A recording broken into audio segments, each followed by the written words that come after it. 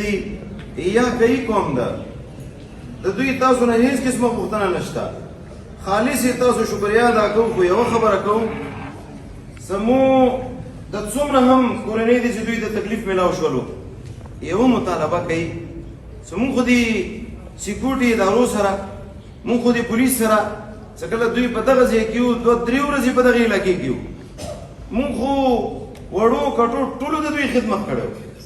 دوی سره شانه بشانه ولاړو او هر قسمه تعاون مونږ دوی سره کړی او بیا د ده په بدل کې مونږ تفصیله دا میلاو شوله چې مونږ به د 2 ماټر ګولې وغورځېدلې او بیا داسې طریقې سره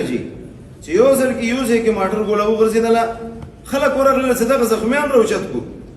بیا دغه زخمیان یې راوچت کړل چې کوم ځای کې دغه زخمیان کېښودل یا د کوم شهداو ځای کېښودل بیا عین یې په مغه ځای باندې بله ماټر ګوله راوغورځېدله لکه ګناه یې مونږ څه ده قصور یې مونږ څه ده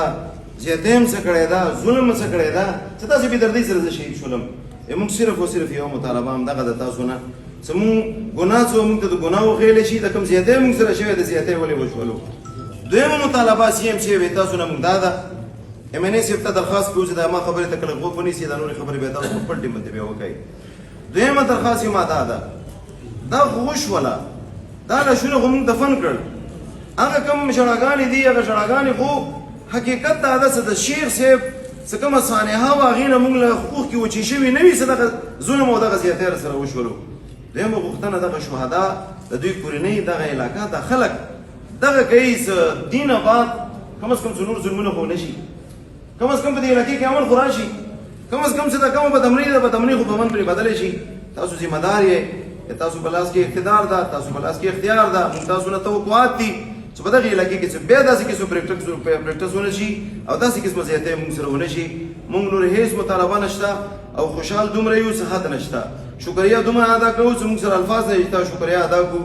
بچی چې کله هغې د تکلیف میلاو شي مشر راشي د هغې په سر باندې لاس کېږدی ټول غمونه یې ورک شي په کم از کم بچی به داسې وي چې مشر نه به یو تپوس هم ده وکړي چې مشره ما سره دغه زیاتی وشي ما زیاتي تپوس لږ وکړه بس دغه 2 خبرې دي نور هېڅ قسمه خبره اتره نشته خپل طرفه هم شکر ګزار یم قوم طرفه هم شکر ګزار یم دغې شهداو خاندانونو طرفه نه او زخمیانو